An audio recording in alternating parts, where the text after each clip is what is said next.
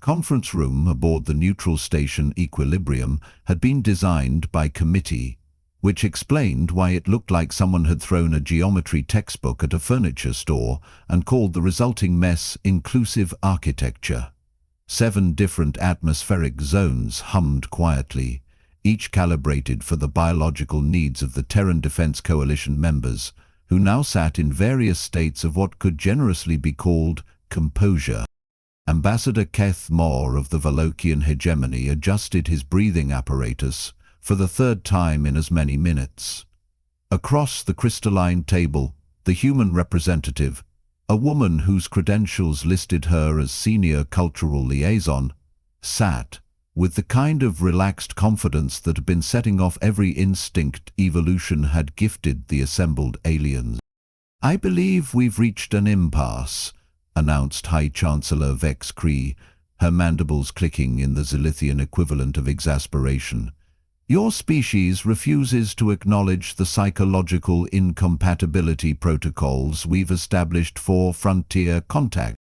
The human diplomat, her nameplate read Dr. Morgan Blackwell, smiled, with the sort of practiced patience usually reserved for explaining basic concepts to children. "That's because your protocols are based on a fundamental misunderstanding of human psychology. We're not naturally aggressive, we're naturally curious." "Curious?" repeated Commander Thraxwell of the Corvani Republic, his secondary arms twitching involuntarily.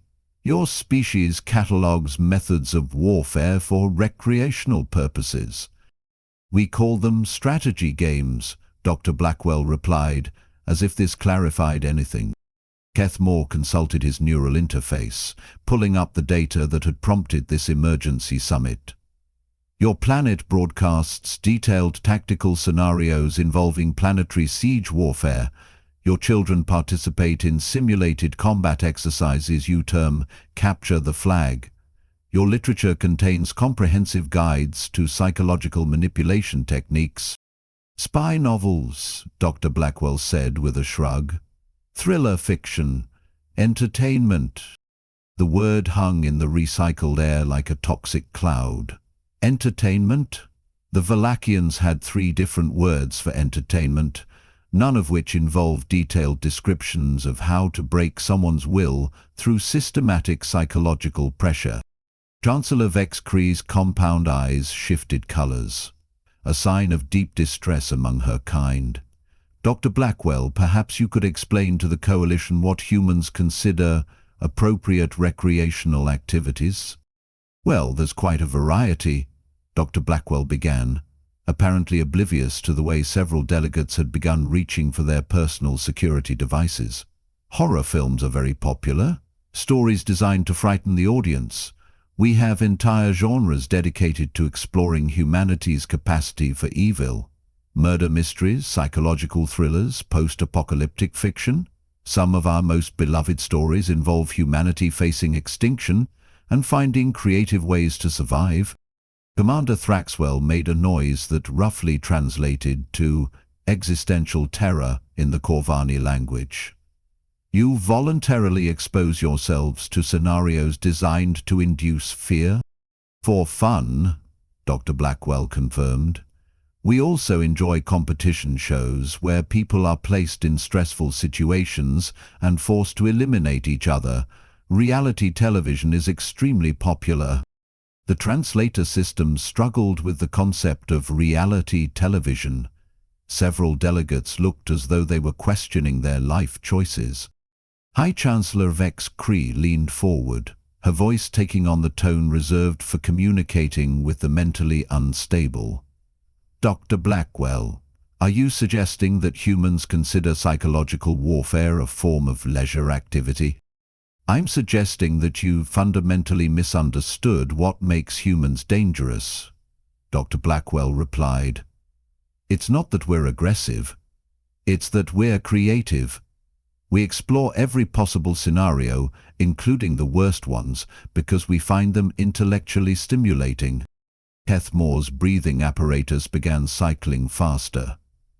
"You explore worst-case scenarios for intellectual stimulation. We write entire books about them. make movies, video games.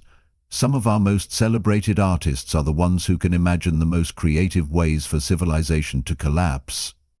The silence that followed was the kind typically reserved for natural disasters or diplomatic catastrophes.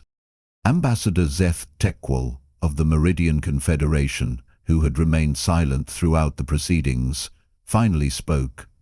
These cultural exports you mentioned, they are transmitted beyond your planetary boundaries? Of course, Dr. Blackwell said cheerfully. We've been broadcasting our entertainment across the galaxy for decades. Movies, television shows, literature, music. We consider it part of our diplomatic outreach. The delegates exchanged glances that could have powered a small fusion reactor.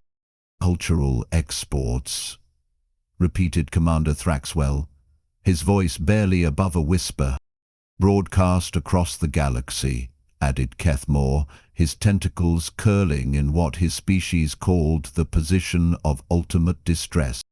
Dr. Blackwell looked around the table, finally seeming to notice the panic that had settled over the room like a suffocating blanket. Is something wrong? I thought you wanted to understand human culture better. High Chancellor Vex Cree stood abruptly, her chair scraping against the floor with a sound like grinding bones. This session is concluded. The Coalition will reconvene to discuss our findings. But we haven't resolved anything, Dr. Blackwell protested. On the contrary, Kethmore said, already moving toward the exit with the desperate urgency of someone fleeing a natural disaster. We've learned exactly what we needed to know. As the alien delegates filed out with barely concealed panic, Dr. Blackwell called after them, "Should I schedule a follow-up meeting?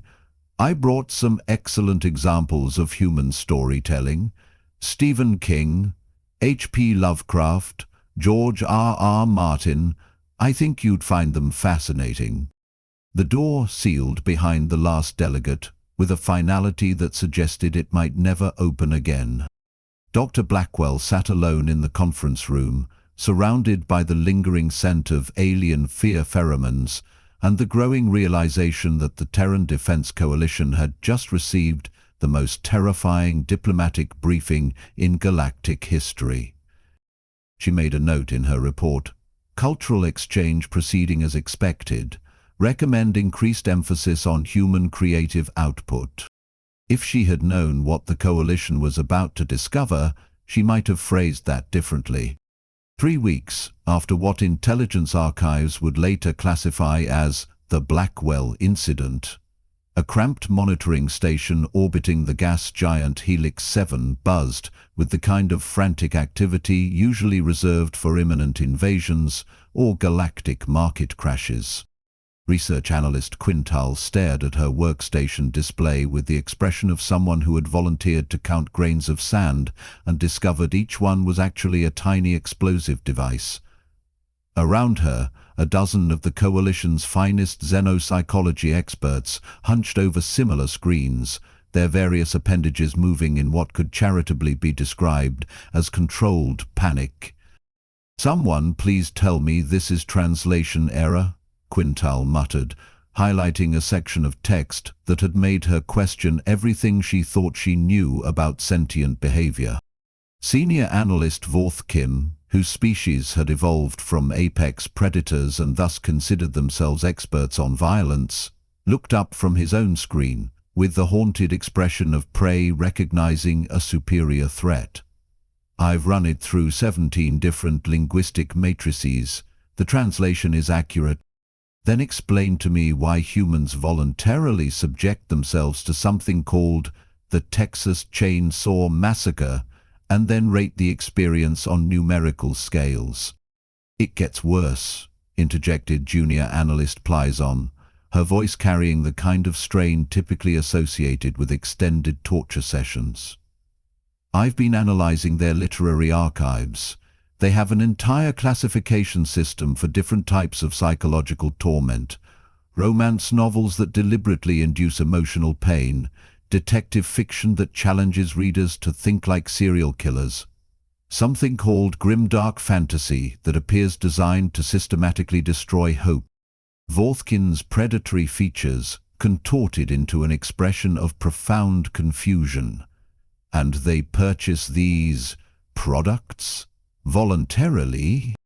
Purchase, discuss, recommend to friends, Quintal confirmed, pulling up sales data that painted a picture more terrifying than any military intelligence report. Humans actively seek out the most psychologically damaging content available and then create communities to share their experiences. The workstation to her left chimed with an alert that made everyone in the room freeze. Research specialist Kex Drin, who had been analyzing human audio-visual media, slowly turned toward his colleagues with the expression of someone who had just discovered that gravity worked in reverse. "I need you all to see this," he said quietly. "I've been studying something called children's entertainment." The room fell silent, except for the omnipresent hum of life support systems and the distant sound of Annalise Pleason having what appeared to be a minor nervous breakdown. "Children's entertainment," Vorthickim repeated, his natural hunting instincts recognizing the presence of something far more dangerous than he was equipped to handle. Kextrin activated the main display, flooding the room with images that would have been classified as psychological warfare tools by any reasonable civilization.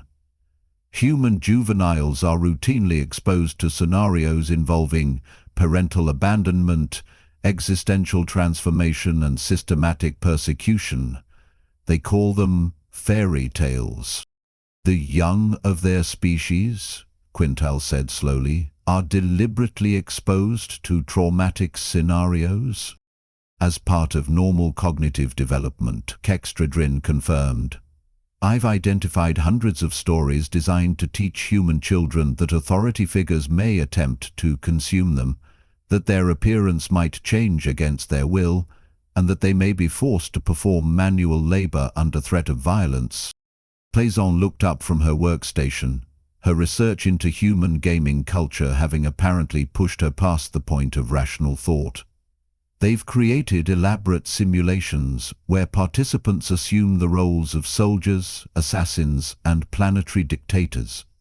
Some scenarios involve the complete extinction of sentient life. They call this playing."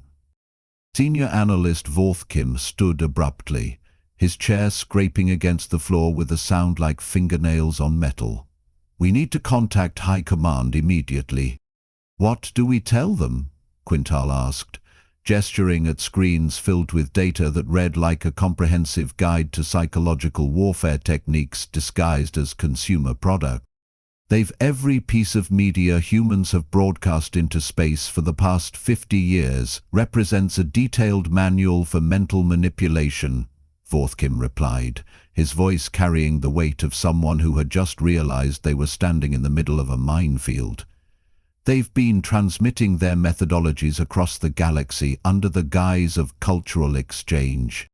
Extrin pulled up another display, this one showing broadcast trajectories that painted lines of transmission reaching every inhabited system within 100 light-years. "These signals have reached 47 different civilizations. The humans have been sharing their techniques." "Techniques for what?" Pleason whispered.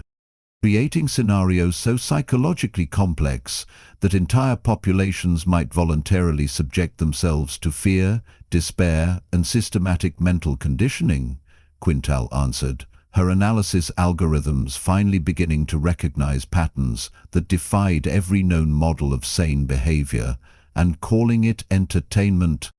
The monitoring station fell quiet, except for the sound of career intelligence officers realizing they had catastrophically underestimated their subject of study. Vorthkim activated his emergency communications array, knowing that what he was about to report would fundamentally alter the coalition's understanding of the threat they faced. "Control, this is Deep Analysis Station Helix 7. We have a Code Obsidian situation. Request immediate evacuation and complete data lockdown." Nature of emergency, came the reply. Vorthkim looked around the room at his colleagues, who were still staring at screens filled with evidence that humanity had been casually distributing psychological warfare manuals disguised as bedtime stories. "We've discovered that the humans aren't naturally aggressive," he said finally. "They're naturally insane, and they've been broadcasting the proof for decades." The emergency session convened in the Coalition's most secure facility, a hollowed-out asteroid that had been specifically designed to contain information too dangerous for normal space. The assembled military leadership represented the finest strategic minds of 7 different species, beings who had collectively orchestrated campaigns across dozens of star systems and negotiated treaties that had prevented 3 separate galactic wars. None of them had ever looked quite this terrified. Fleet Admiral Bex Torin of the Zilithian Navy paced behind the curved conference table, her exoskeleton clicking against the floor in a rhythm that suggested imminent violence. "Explain to me again why we're treating storytelling as a military threat."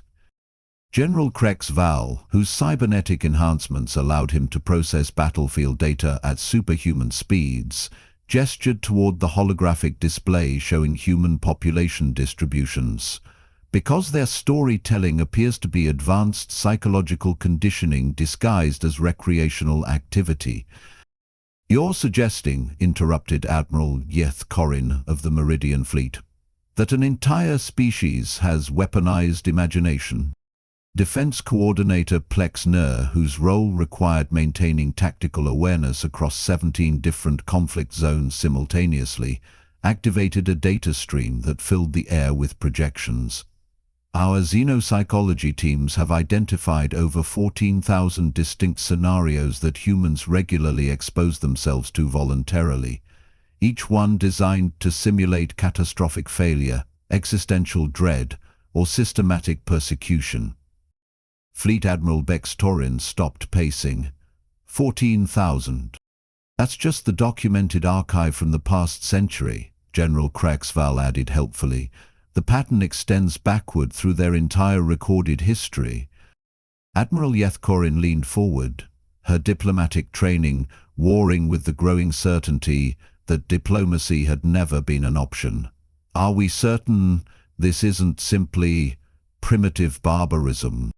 "Primitive species don't create 100-hour interactive simulations where participants systematically betray each other for points," Defense Coordinator Plexner replied, highlighting a section of data that made everyone present question their career choices. "Primitive species don't develop entertainment industries worth trillions of credits based entirely on manufacturing psychological distress." "What about their military capabilities?" asked General Krexval, pulling up tactical assessments that painted an increasingly disturbing picture. "That's the problem," Fleet Admiral Bex Torin said, her mandibles clicking in agitation. "Their actual military represents perhaps 15% of their total population.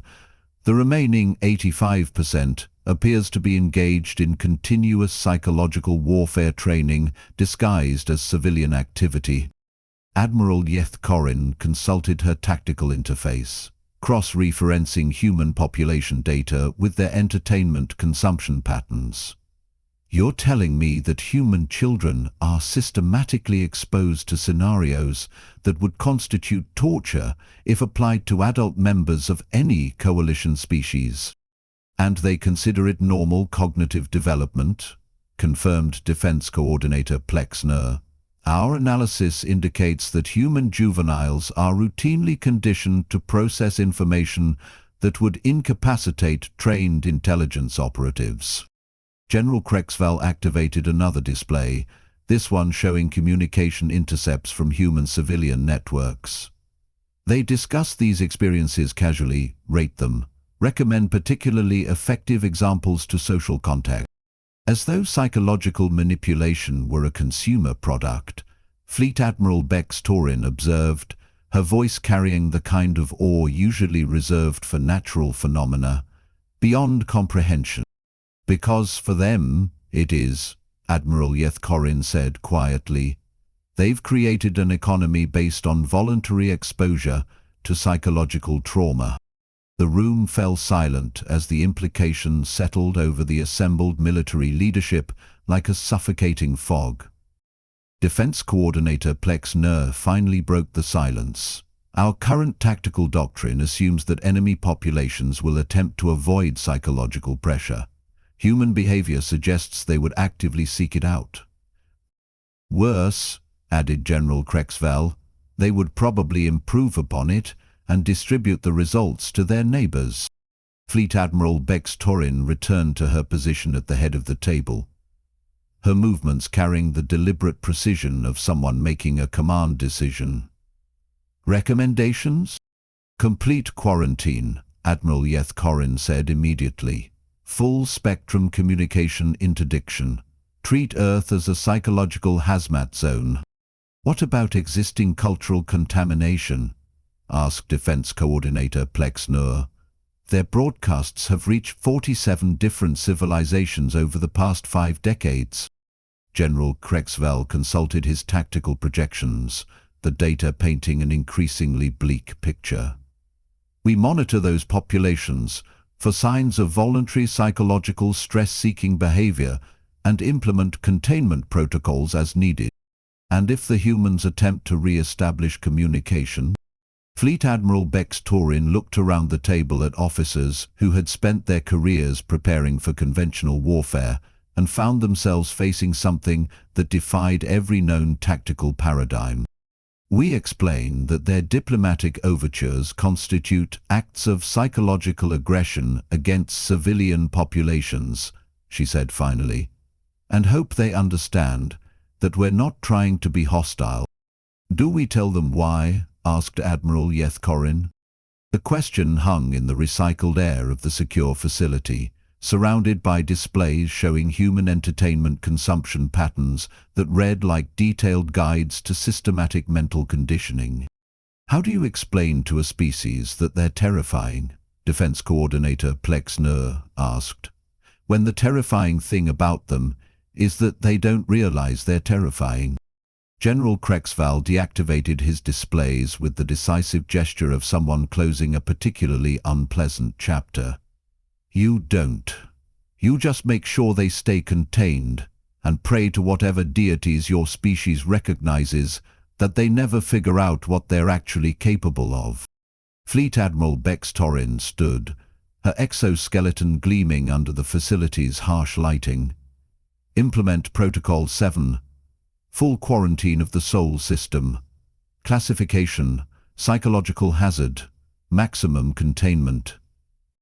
As the meeting dispersed, none of the assembled officers mentioned the obvious irony that in their desperate attempt to protect the galaxy from human psychological influence, they had just implemented the kind of paranoid, militaristic response that would have made excellent material for human entertainment.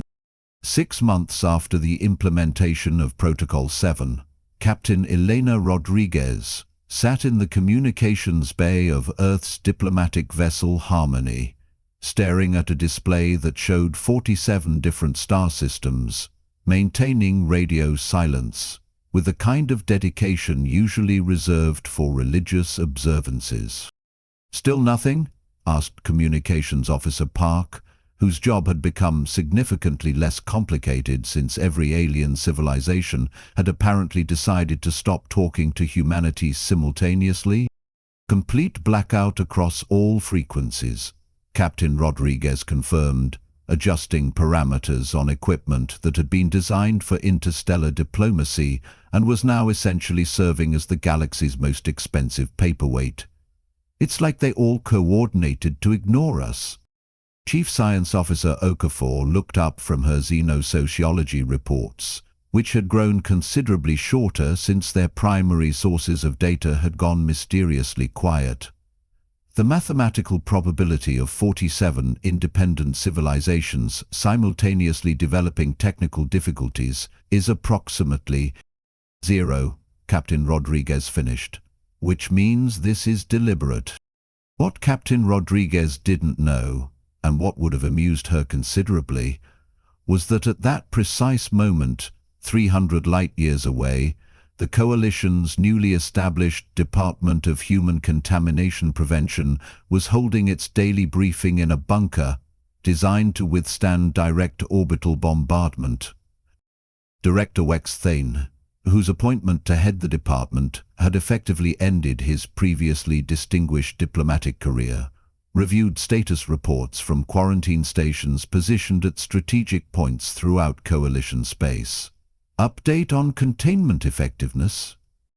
While broadcast intercepts are being processed through the new psychological hazard protocols, reported containment specialist Zalkef, whose job title would have sounded like something from a human dystopian novel if any of them had possessed the self-awareness to recognize the irony.